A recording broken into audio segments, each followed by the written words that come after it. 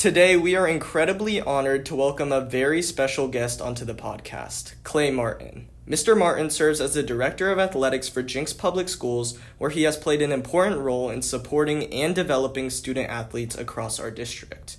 He also brings an incredibly unique perspective to the world of sports as an experienced NFL referee and as a former head coach of the Jenks Trojans basketball team.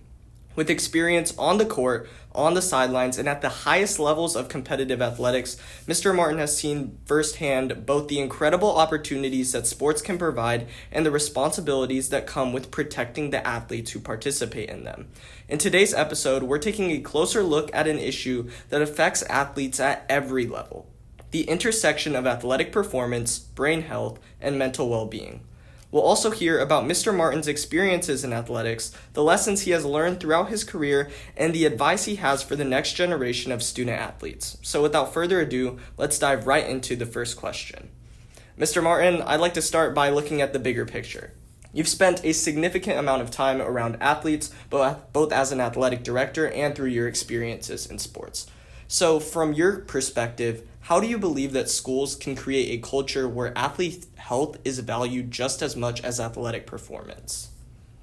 Well, I think it takes all of us. I think we're in a greater place than we were even when I was a student athlete, with those experiences that I had and the emphasis, especially in your contact sports like football, well, even basketball. Any sport, there's a risk of this potential, but I can think back to my time and the types of hits and collisions that were celebrated almost and rah-rahed about. Yeah. But nowadays, I'm really, really proud to see across all levels and all sports that the proper technique that creates safety and creates hopefully an experience for each of our student athletes to compete at a high level, compete at an intense level, compete at a hard level, but without sacrificing their own health. And so I think it starts with our team in the athletic department and as well as our coaches. And so I'm a big proponent of just the educational piece. I'm not a doctor. Right. To my knowledge, none of our coaches are doctors. However, what we can do is train them in some areas to just recognize the potential for head injuries, whether it's concussion or something else, but also create an opportunity, create the culture where our student athletes feel that it's okay if they need treatment for that it's okay if they need to sit out. It's okay if to report it. They have to feel comfortable that their coaches are going to support them through this. So I think it starts with just creating that culture of evaluating the individual's health and well-being, number one, bar none. And then we get into the specific skill set for that sport. Right. You had talked about this a little bit, but I kind of want to go a little bit deeper. You said as a student athlete, you've kind of seen how athlete safety has been prioritized to a higher extent, you might say. So what specific changes have you seen in schools and how they approach athlete safety from your time as a student athlete to right now as your role as an athletic that's a director? great question. And I say it, I think, with some bit of knowledge, not knowing what the coaches went through back in the early 90s when I was a high school student athlete. But what I do know now is the OSSAA, Jenks Public Schools, and all the school districts put an emphasis on student well-being, student mental health, and just protecting them while they're out competing for the school. And I think, again, it starts with what we just call even just required trainings that our coaches go through annually. They go through one of their required trainings for the OSSAA is a concussion-based training and how to recognize that and what that could look like if a concussion was diagnosed. And what I appreciate about the training is that they spend a great time communicating that if a student doesn't report this or this goes missed or not diagnosed or treated appropriately, if there's a subsequent concussion, those ramifications could be even more dire. So I just love the training aspect, and I'm proud of what the state requires. I'm proud of our coaches, what they put into to learn more and more about it. Because in reality, if your kids aren't healthy, if your student athletes aren't healthy, both physically and mentally, we're not going to get their best. Right. And it's got to start there. Right. That's absolutely phenomenal that coaches and athletic trainers are aware of like brain health and the priority that they need to put on athlete mental health. But what specifically do you think every student athlete should know, or even their parents should know, about concussions and other traumatic brain injuries? Well, I don't think at this age they can maybe see down the line what it could lead to. And that's what we try to present to them, is the big picture. I know the emotion of these 4 years of high school, and if I miss a practice, what does that mean? Or if I end up missing a game, what does that mean? Well, hopefully we try to support and just educate them on, man, there is life after this. Right. You know, being a Jenks Trojan is an amazing opportunity. We want to do everything we can to provide a first-class experience. However, when you leave here, you're 18 or 19 years old.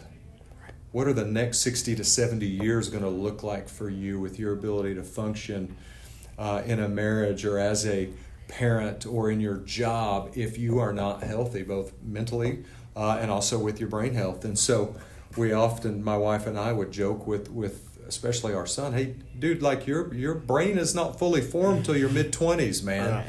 And so we've got to do our part to protect it. And so that's what we try to spend our time on, is maybe just offering a different perspective. We talk about it often with parents. Sometimes the kid just needs to hear it from the coach. Right. And I know I went through it with my own kids, even though I was a coach. But when coach says something, and maybe it takes or carries a little bit more weight. So providing the perspective of the next 60 to 70, 80 years, who knows, however long you're blessed to live, and how important it is for you to do what you can to protect that. Right.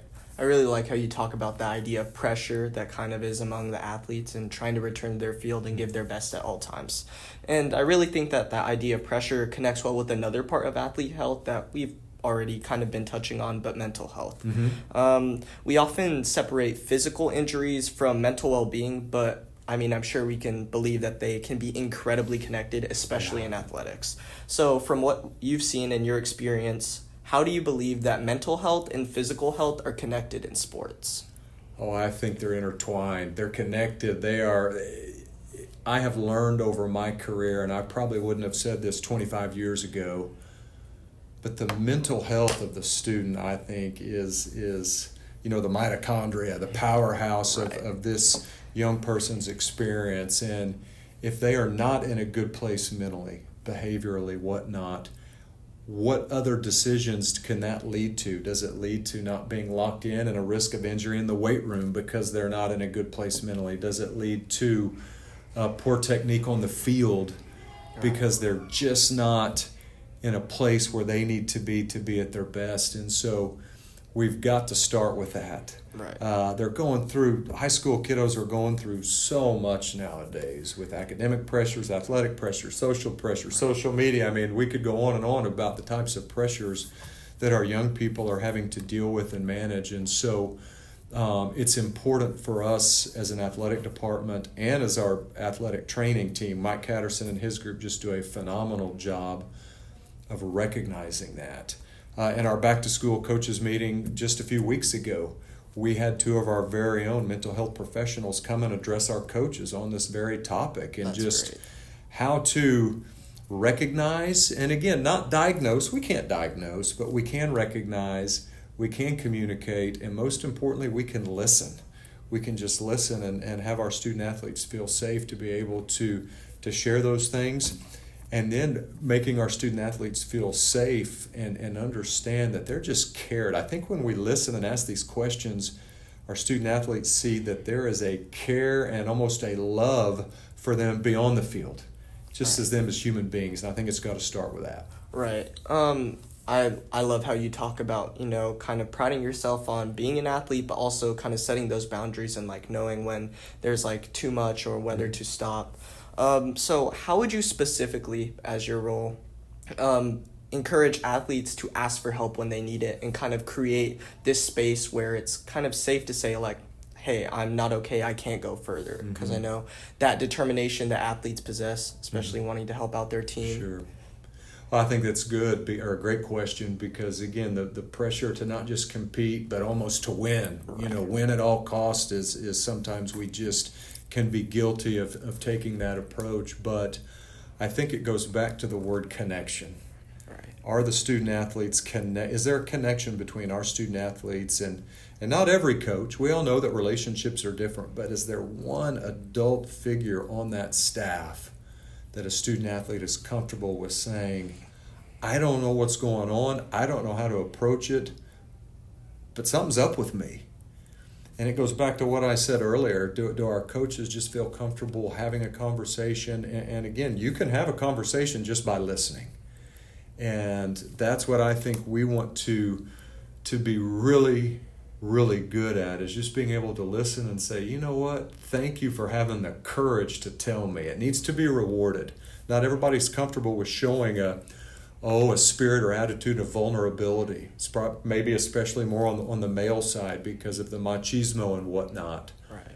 However, we have to reward that, and we have to praise them, and we have to tell them that no matter what happens as we work through this, we're going to love them, we're going to have their health and their best interests at heart as we help navigate this through them, and that may include connecting them with a professional. Right. But they have to know that that's, number one, just I think that athletes feed off praise, and to praise them for doing something that's not skill specific or related to their sport, Right. but just having the courage to say, hey, can we talk?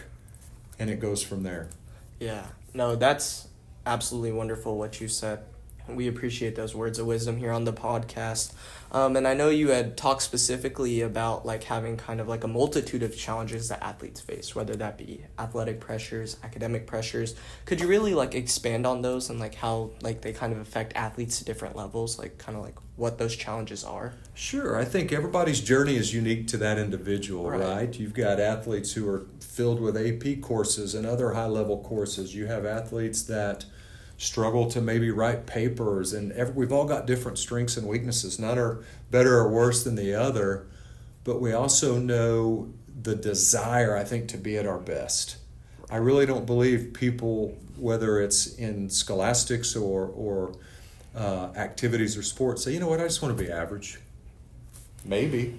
I don't know very many of them. All right. We're all trying to be our best. I don't want to be an average athletic director. I want to learn and be the best version I can be. So I don't think our students just wake up and say, how do I be my best average self today? They go, how do I be my best today? How do I get that starting job? How do I ace that test? Oh man, but what if they say something about me on social media that brings me down? Or what if I bomb the test? Those type things. And so they're getting pulled from so many different directions. And we want to be able to just, again, listen, care, but also just help them to gain some perspective and help them navigate through, there's so many different buckets of challenges that are trying to eat at them. And sometimes that can be our own self, right? Exactly. We put the pressure on our own self because we can often be, or typically are, our own worst critic. Yeah. And so, it's I can hear my dad or my coach saying, when I was your age, and you thought, oh gosh, oh mercy. But hopefully, myself and other leaders and coaches, I'm far enough along in my journey to be able to share where I think I messed up or where I would have done it differently. And you have to do that in an appropriate way. But I think it's sometimes very helpful for students to hear, oh my gosh, you bombed a test, or you got benched, or whatever the case may be, Right. to provide some perspective, that it wasn't always roses for me either. So again, I don't want to be repetitive, but I think it goes back to just having the attitude of just, care beyond the court, care beyond the field, care beyond the pool, whatever that may be, the track. It's about you as an individual, and we're going to be here for you on that side as well. Absolutely. And then we both know, beyond the physical and mental challenges that athletes face, sports can teach them so much. So having worked with athletes in different roles, and even being an athlete yourself, what qualities do you hope that every student athlete develops beyond just wins or losses? Yeah. Well, gosh, man, I've often heard it say that athletics is the biggest classroom in a school, right? Yeah. And think of the size of the field or the court or whatever as that metaphor. But, grit, the ability to work through something even when it's tough, selflessness, having the understanding that it's not about you, that, It's your job to serve and meet the needs of your teammates as well. The ability to what we call just the heart of a Trojan. Do they honor the opportunity and honor the tradition? Do they just give the effort that is expected of them each and every day? Is their attitude one that reflects that they believe in something bigger than themselves, that they believe in the opportunity they've been given? Are they relentless in pursuing these things and not stopping as obstacles may arise? And then we encourage them as the T to just trust your coaches, trust those around you, trust the process, trust that we're going to be in your corner. That doesn't always mean playing time. That's the hard part. We can be in your corner and you may not get the playing time that you're hoping for. But, those are qualities that I think you're going to carry with you into your professional life, into relationships, into your jobs, into college. All of those things I think are not just qualities for a Jenks Trojan, but qualities that we think make you hireable, that make you maybe coach yourself one day as you then pay it forward to the next generation. So those are just some of the things that we try and instill in our coaches, and hopefully have our coaches instill in our students. Right. Yeah, and the lessons that you were just mentioning, they extend far beyond just the playing field. And finally, as we wrap up today, I'd love to give you the opportunity to speak directly to the young athletes and families that may be listening. Yeah. So what message would you like every young athlete and parent to hear about long-term health in sports, whether that be physical health or mental health?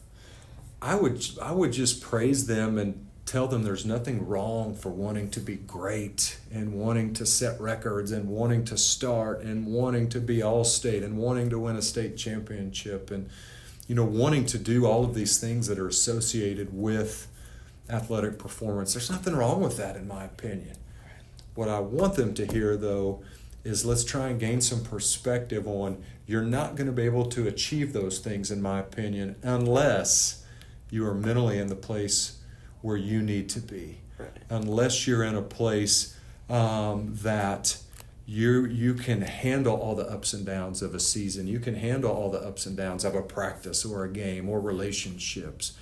And you have to be strong enough in your own self mentally for your best version to come out on the field. And so hopefully they feel safe in our programs to feel that hey, starting with me is number one. I got to be in the right place with my own life, in my own headspace. And I'll say it again, unless I'm there, I don't think we get to see your best self on the field or on the track or in the pool, because it starts with you. And so that's what I want them to hear. And I want them to hear that everything they're going through right now is just almost a forward of their life's book. Right. They've got the next, as I've said, 70, 80 years to live for, we hope, Lord willing. But let's gain some perspective on what,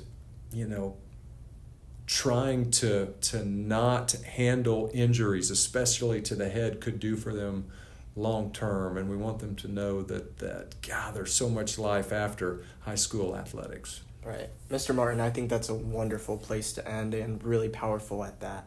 On behalf of Symptoms of Stories, I'd like to thank you again for taking the time to sit down with us and share your experiences and perspective. And I think there's a lot that young athletes, coaches, parents, and really anyone involved in sports can take away from this conversation. So I'd just like to give a huge thank you to you for letting me be able to interview you today. Oh, it was an honor, and thank you to you and your group. I mean, just hearing the things you guys are doing and putting out there for other students to see, I applaud you guys and appreciate you.